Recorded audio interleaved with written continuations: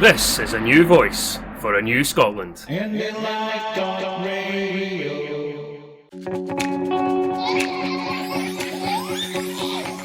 IndyPram, yes, IndyPram on Indy Live Radio.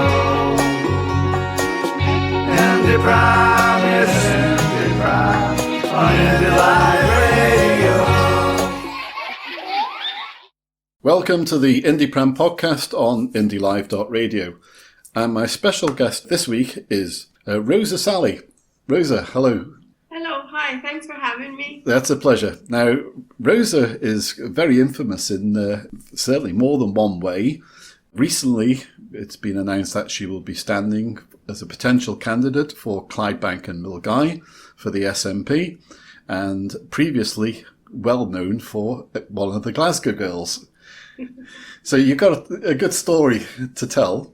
Now, I'd like to cover those in a short while, but first of all, can you tell us about yourself, Roza, your history, where you came from? And because you're also unique in being a candidate, that would be, I believe I'm correct in saying, the first female BAME candidate that would be potentially elected.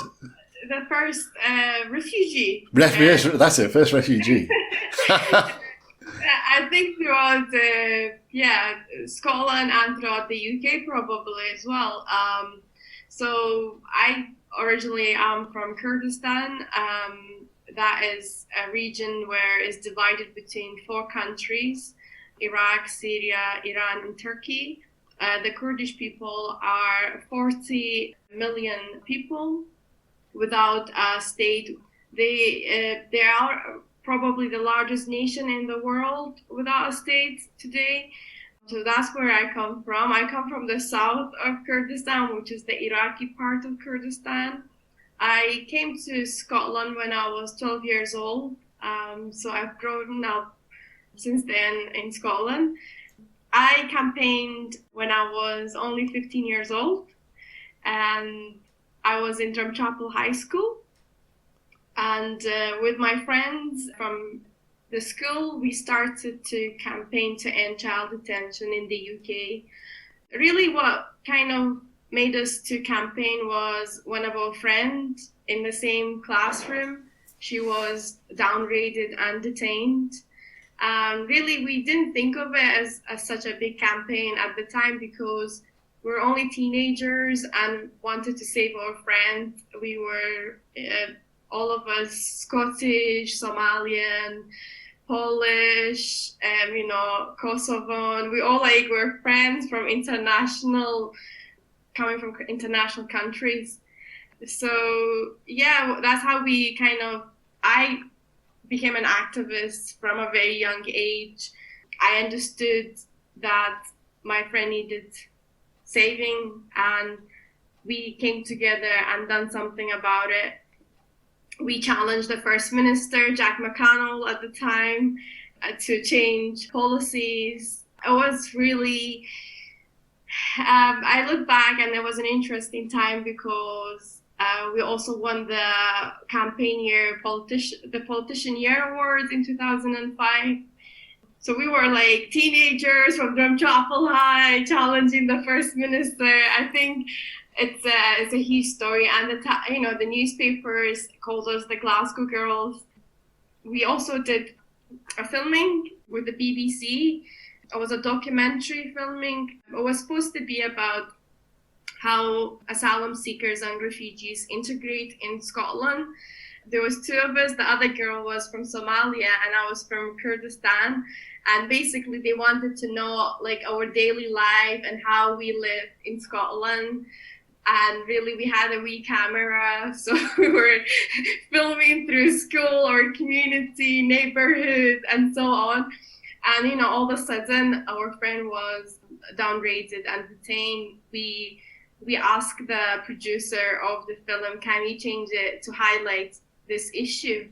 And that's how it started, the Glasgow Girl story. Wow. So what sort of support did you have from the school staff and also parents? It was huge support. The community, the janitors, the churches, the local church were very supportive. everybody, in the neighborhood came and signed our petition. You're our children. It was amazing. It was like a community campaign, really, because people say it was only 7 girls. I would say no, it was everybody. Please, it was not 7 of us. It was the whole community. So I think that's why it was so powerful. We as a community, I think it was a community empowerment as well.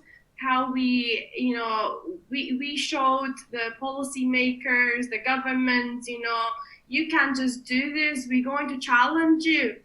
And I think that's how it's so powerful, because we managed to save our friend, and we managed to change policies and end child detention. And I think, like, I go to schools, I get invited to local schools every time, and I've been to Clydebank primary school, and the young people just get inspired by the story, and because they also feel like they could campaign on something they are passionate about. They feel like they could make changes to what is the issue to them.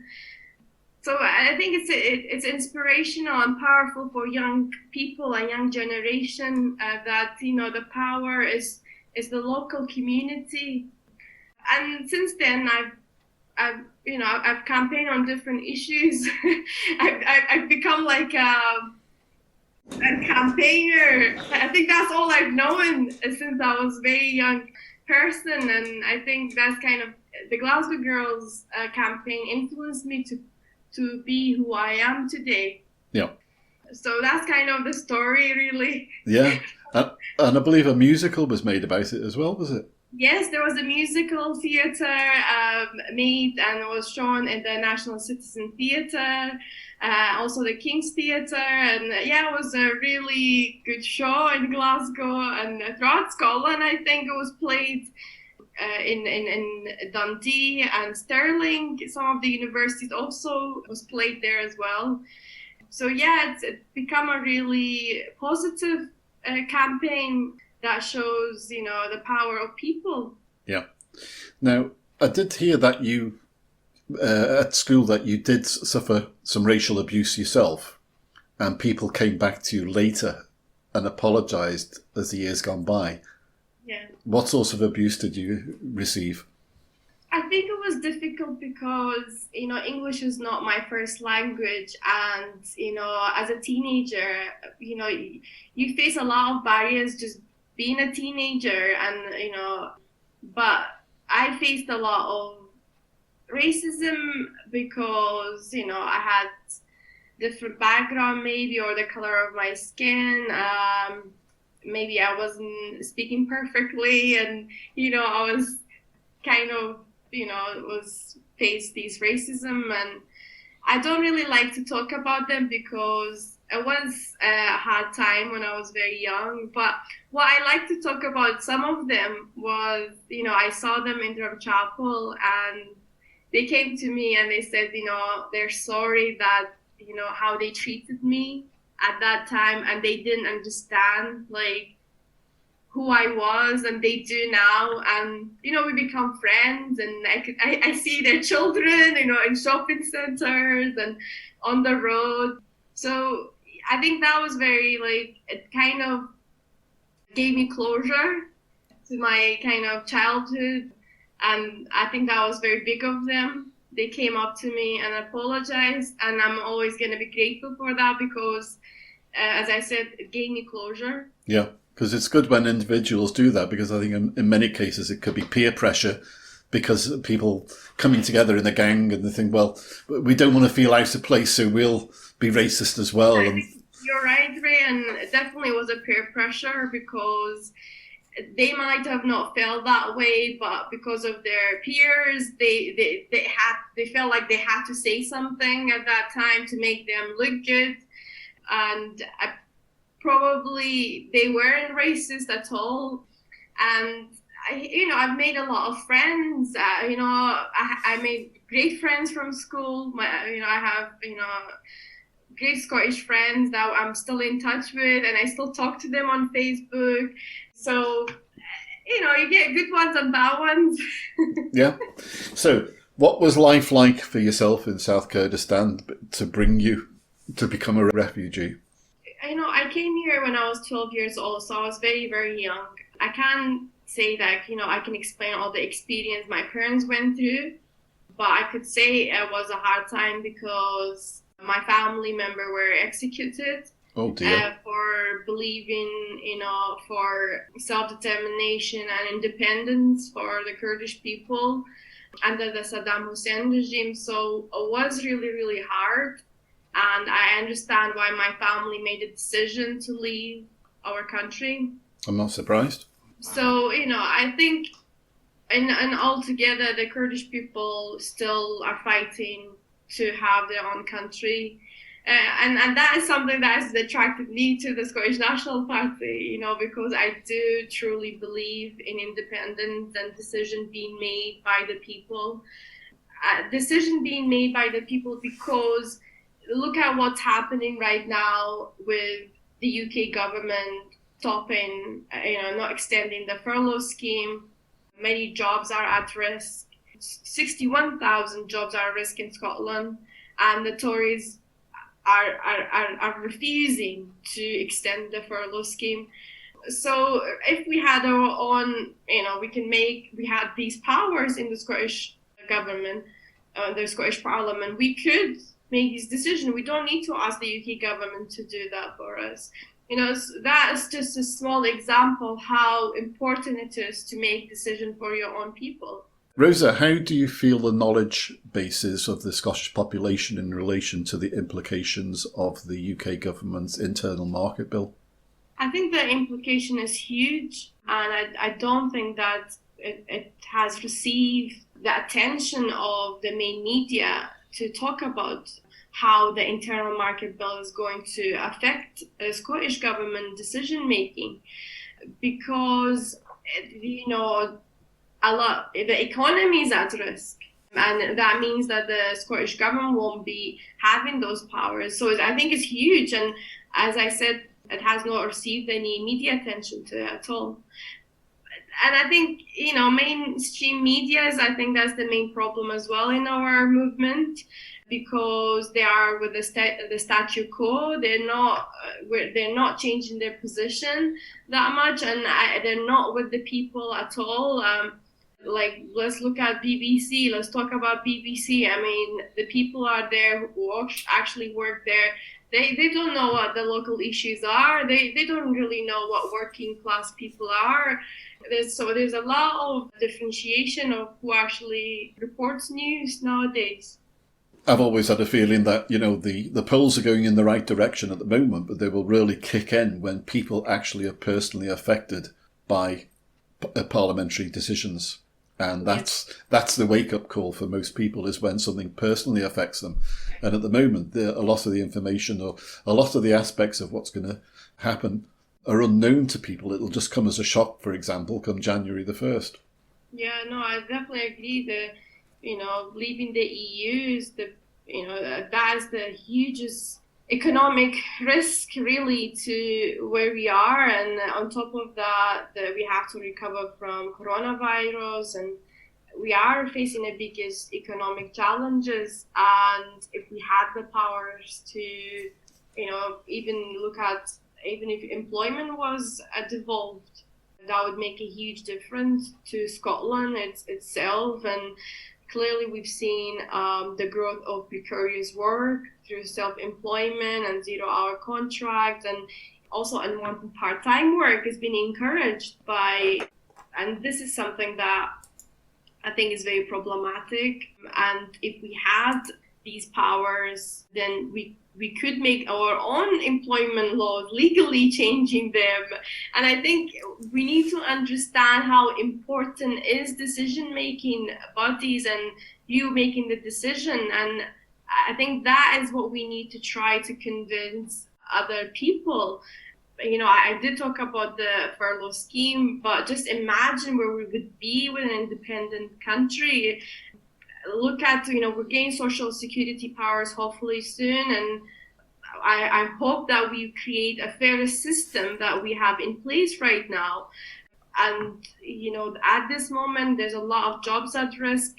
Millions of people are claiming universal credit and they're living on that benefit.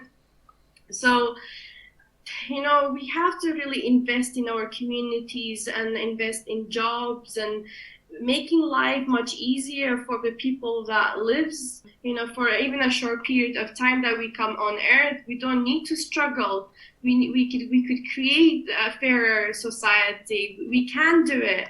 There is a lot of research, and there's, the basic income.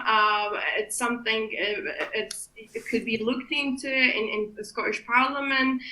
So there's a lot of opportunities, that we could develop as a country. But these powers need to be given to the Scottish people. Could you tell me about your work regarding trade unions? I understand you've been very active in that field. Yes, I'm a very proud trade unionist, and I became a trade unionist from a very young age. I was a student at the time at university when I became a trade unionist, and I got involved campaigning against the 0-hour contracts, and I've campaigned for equal pay for young workers. I've raised concern for young workers in STC General Council. I developed a great relationship with the trade union movement, and until today I advocate for public ownership as well. Is very, very important. I think we cast aside how important it is for communities to have ownership of land and communities and gain involved. And community councils is another one that I would like to encourage more people to get involved, because in our community council, many people are not aware that is for residents to get involved. This is for them to have a say. They could talk about the issues that are affecting them. And I think we need to promote community councils more for residents. And I think that is what it's not just like in the constituency I'm standing. I think throughout Scotland, we need to encourage more people to be involved in their community councils. Yeah, because they certainly seem to do so on social media, making complaints left, right and centre, but without getting involved on the actual decision-making side. Places like Orkney, Shetland and the Western Isles are looking for greater autonomy of powers. What's your thoughts on that? I mean, autonomy for community councils, yes, I am for it. More decision-making, I'm for it, but not really becoming independent, because they are from Scotland, and I don't know, I have mixed feelings. But recently there was the Shetland, one of the colleges is being privatized, and they're campaigning against it. Right this moment we're speaking, I just retweeted the Shetland College. I'm against privatization, and I agree with public ownership and public services. So I'm all for that college to stay as public in Shetland. I mean, autonomy to a certain point where people can make decisions. Probably in community council, I think it needs a lot of empowerment. Community councils, like, for example, planning permissions are submitted that the community council should be aware of, they should have a say in. So I think more involvement is very, very important in community council. That's something I think will have a huge effect or positive changing. I was reading the minutes of the community council on Old Kilpatrick and some of the Milngavie, and like climate change was one of the biggest issues as well, and something that is throughout the world as the biggest issue. But rebuilding public services and democratic public ownership, and through the Green Deal, we can invest in our communities. I believe we can create new good quality jobs for the community itself, and we need to invest in that. And I've always said I'm not afraid of I am not afraid of actually rattling the cage to get more money and investment for the community, because my background is a campaigner, and if I get selected, I will be campaigning. Doesn't mean I'm an MSP. I will be campaigning for local issues, campaigning day out, and working hard for the community. That's something that I'm passionate about since I was very young. Yeah. Well, to be able to rattle the cage, Rosa, one needs some foundation of experience. So I understand you work for Chris Stevens as an office manager. Have you worked for other MPs or MSPs previous? Bill Kidd, that was my constituency. I campaigned for Bill. I would say I've campaigned for a lot of MSPs. I've campaigned for Hamza Yusuf. I've campaigned for Bob Doris. I've campaigned a lot, but I worked with Chris because I got to know him through the trade union movement. He came to one of the conference the trade union holds every year, and I met him there, and I went and I congratulated him on his speech, and I said it's great to have a pro-independent person to speak, an SNP member. So really, that's how I got to know Chris, and I saw that he was advertising for a job, and I applied, and now 5 years on, I still work for him. Very good. Right. So could you give listeners a bit of a background of what that job entails? Yeah. So every day every day I work with councillors, MSPs on different issues. So like bin collections, littering, grass cutting, and every issues locally you can hear of, we report it to the council. If a constituent gets in touch, we deal with housing issues. I don't deal with a lot of housing issues, but if someone's homeless, we make sure that they're registered to be homeless and they're on a waiting list. We deal with benefits on a daily basis. We help people to receive universal credit. There's been a huge amount of people applying for it, and helping disabled people with personal independence payment and attendance allowance for the older people. So really, it's a range of issues throughout we deal with. It could be settlement, family settlement, it could be family reunion, immigration issues. I deal with challenging employers for the furlough scheme. A constituent, one example was receiving statutory maternity pay on furlough, and she wasn't getting the 80%. And I challenged the employer, and I was like, you're not paying her right. So she got 300 extra money every month. Excellent. And that was a huge change for her. And, local businesses, the business grant was a huge work. We made sure that the businesses received their grants and they had money during the coronavirus. So saving local business really is a range of issues. So I do understand how parliamentary works, how the responsibilities, and making sure that constituents are satisfied, and we deal with the issue and work hard. Every day is a new day. You wake up and you have a different case, and the challenges ahead, and you make sure you get results for them. So I really enjoy that. I enjoy helping constituents, and that's something that keeps me going every day. Really, that's why I'm standing to be the candidate for the Scottish Holyrood election. Is there any particular standout case that you've dealt with?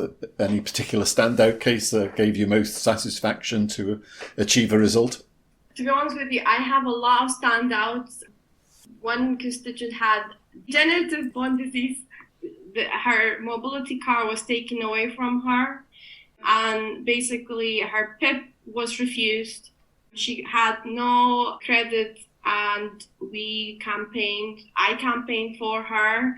I challenged DWP that they should award her PIP and her mobility car should be returned to her, and wrote a really good letter explaining her story and, you know, her health issues and why they need to make a different decision. And I was very pleased because she did get her car back and she was awarded a higher level of personal independence payment. So I was very pleased with it, and the constituent was very happy. So we get a lot of good results, I have to say, in the constituency. And I think it's very important the power of parliamentary offices have, and it shows you how you can be effective and how you can bring positive results. You know, there was a local Chinese restaurant, vegetarian restaurant in Glasgow, and we did very well. We saved that restaurant, and the constituent invested over 400,000 in the business and employed local people in Glasgow, and we managed to save the business. So there's a lot of positive stories, so that's just two of them, but I could tell you more. Yeah, because you're very, well, you never usually hear any stories like that, you know. That's why I was asking the question, because I'm sure I'm the same as many listeners who don't realise exactly what you do and probably the gratitude that a lot of people have for the work that you do. Is it 9 to 5, or do you also include having to work extra hours? It's always, I would say I do extra hours, but, you know, we get flexi as well. Chris has been a trade union employer, has helped. You know, when we do overtime, he realizes that, and we can have some time off if it's quiet. You know, we know there's not a lot of work to be done, but during the coronavirus, we know we have to make sure that guidance is given out to constituents, making sure that they're aware of the updates. So it has been very hard working from home, you know, making sure our staff also are supported, you know, making sure their mental health as well. And as a manager, I have to make sure the staff are doing well as well and they can manage the casework. So taking care of them as well. Yeah. What's your thoughts on UK immigration, social and employment legislation? I'm like, there's so much problems.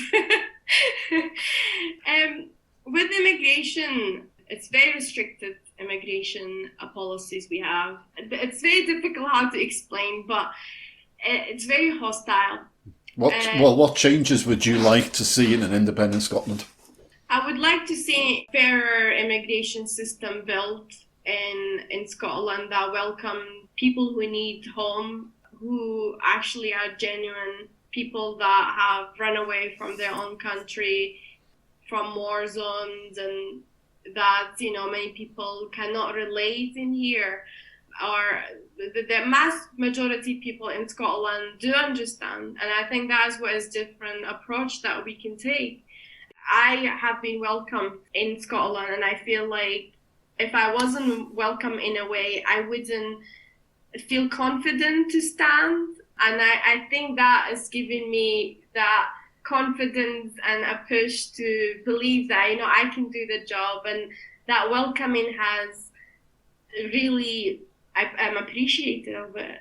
And I want to work hard for the community that has given me opportunity, have given me the opportunity to be educated in this country.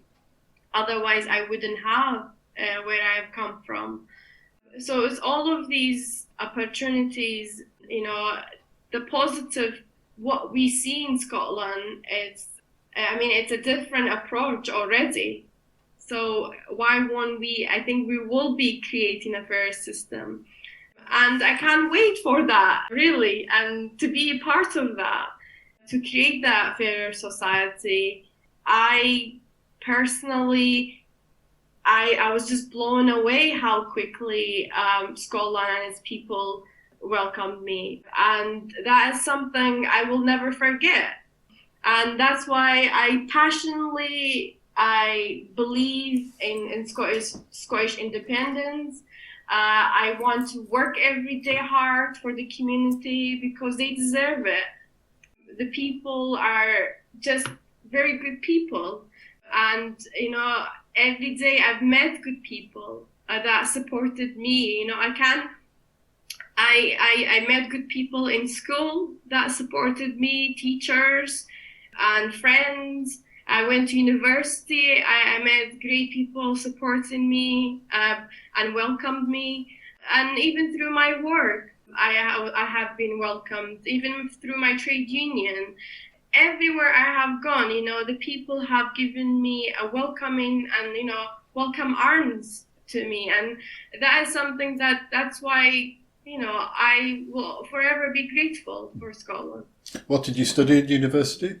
I studied, you'll be surprised. I studied law and politics at the University of Strathclyde. I actually stood for election in the university as well. I really enjoyed being a student, and I felt like I learned so much through Strathclyde. I had great professor. John Curtis was one of them. Really? Maybe he was influenced me to get into politics.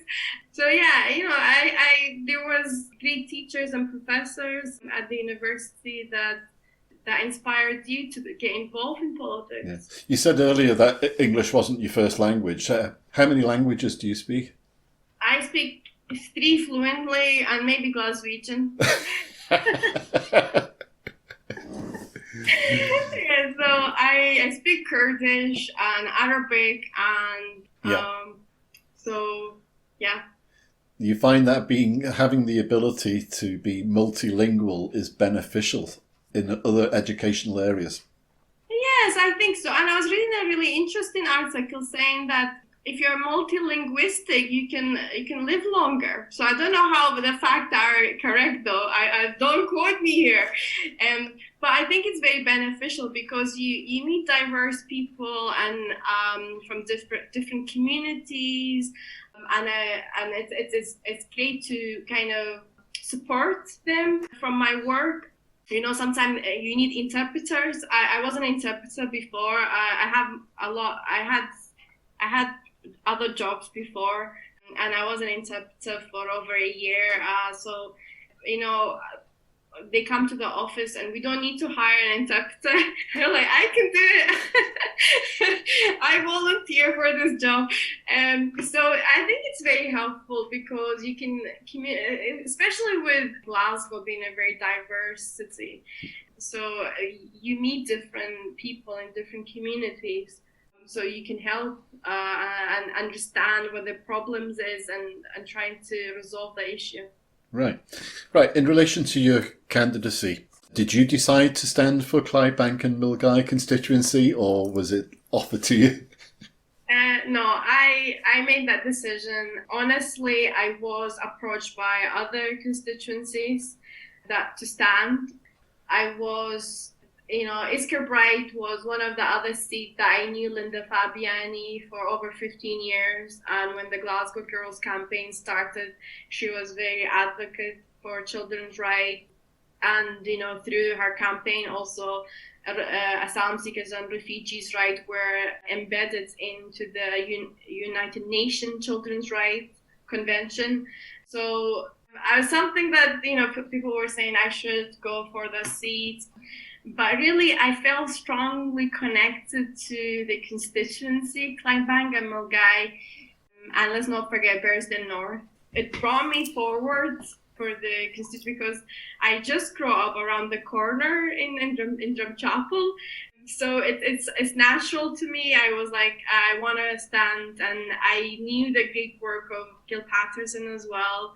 He has been a community champion. He has done outstanding work, and the other amazing policy changes like the post-mortem examination defence time limit bill have been great. He's done a lot of work on that, and I really just got connected to the seat, and I'm sure Gil Patterson whoever the candidate is going to be, I think it will not be an easy task to kind of follow his footsteps.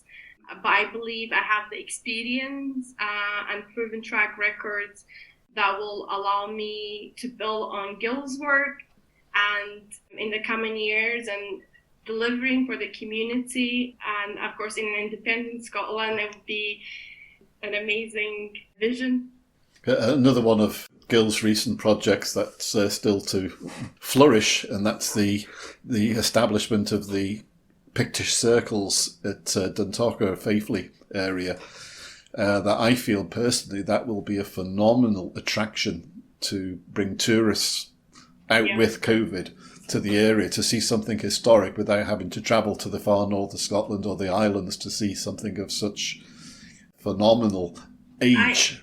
I definitely. And also I believe the West Highland Way is one of the top longest distance walks in the UK, and I visitors, I believe there needs to be investment further in that for like a visitor support where more people can come along and walk the long distance in West Highland Way. So at the constituency has a lot of potential, and already people are talking about it right now in the main media, and I am very passionate about the constituency. I know a lot of local issues, like for example there's a lack of sport pitches which must be addressed. The train service and transport links needs improvement.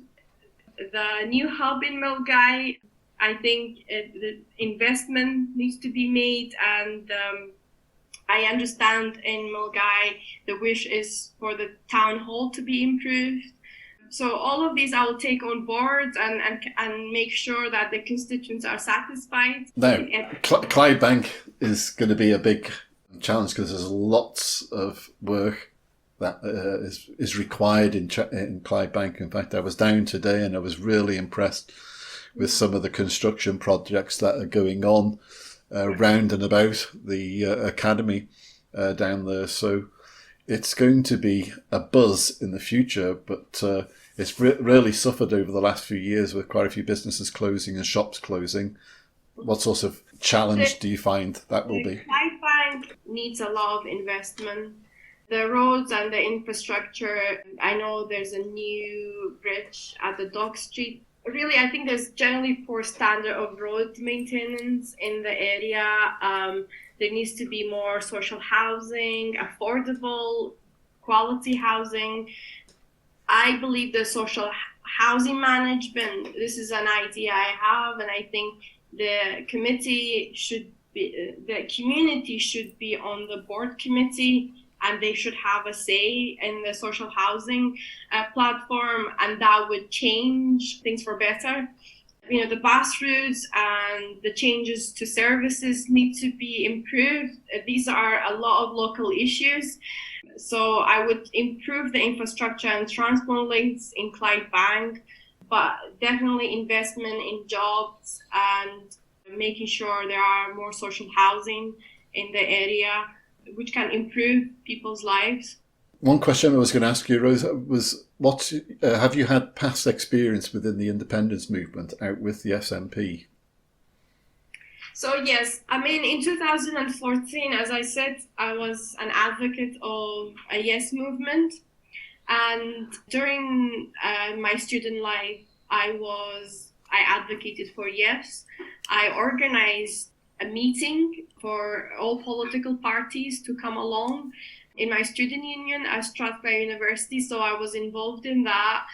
So all of the political parties came and had a say, but I was a pro-Yes person, and I tried to speak to students and advocate for a Yes movement. So I was campaigning through my university, but I was not an SNP member. I joined the SNP just after the referendum because I believe through the SNP we can achieve independence. I enjoyed through my student life to campaign for students to register and to vote for a Yes Scotland. Have you been on any marches for independence? I've been on so many marches for independence. I cannot say all of them. I've had saltire flags on my cheeks, painting everywhere, and holding flags and going marching in streets to streets. So I have done that. I have been, a pro yes campaigner since 2013, and I believe passionately and I believe strongly that an independent Scotland would be much better country and a fairer society, and that's why I'm campaigning for it. So, canvassing, Roza, it's going to be a challenge this time. Okay, your first hurdle is going to be to get chosen by the membership of the SNP within Bearsden and Milngavie constituency, which includes Old Kilpatrick, Bearsden North, Dundalk, Faithfully. With the COVID, it's all changed because let's assume for a moment that you are successful and you've achieved the vote from the membership, then they wish you to stand as the MSP. Yeah. How different will it be under COVID to get your message out to the public?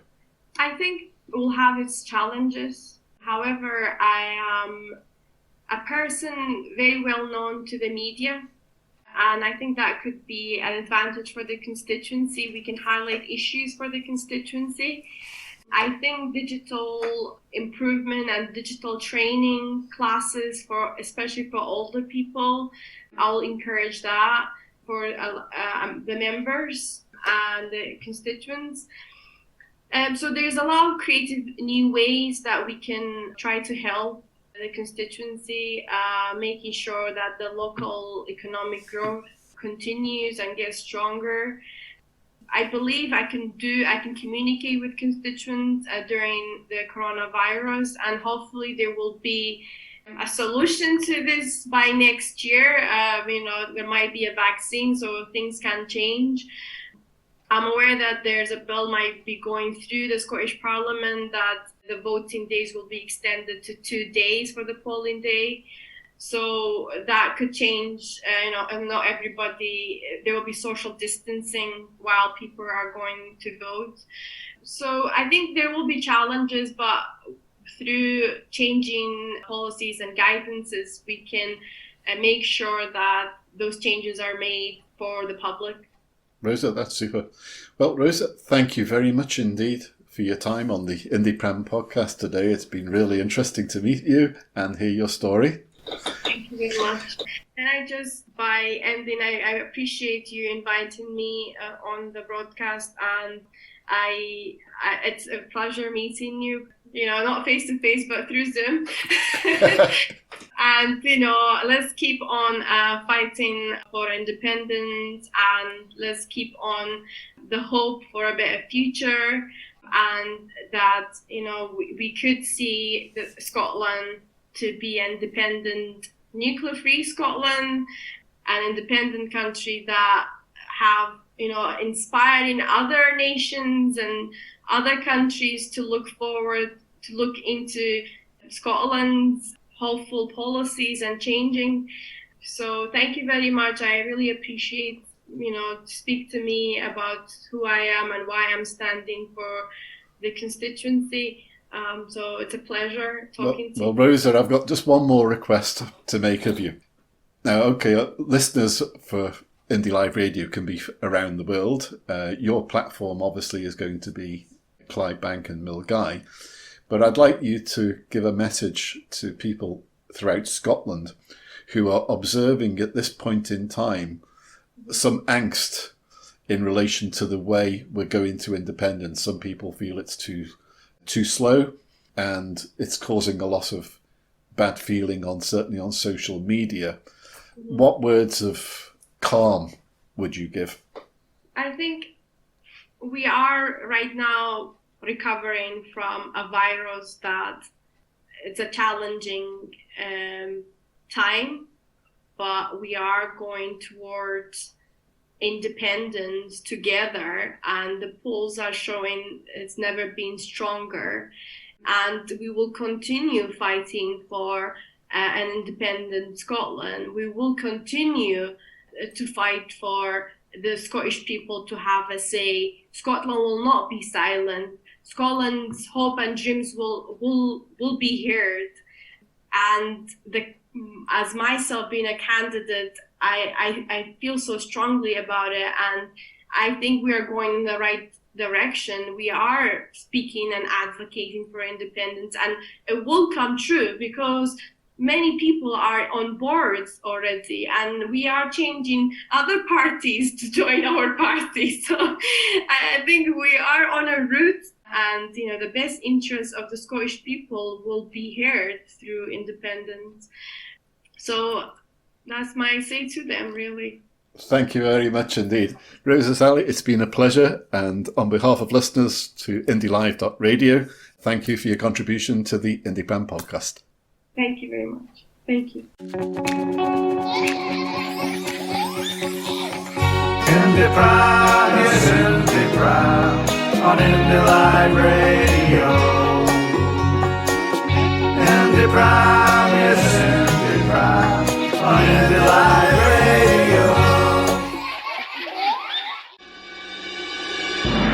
This is a new voice for a new Scotland. IndyLive.radio.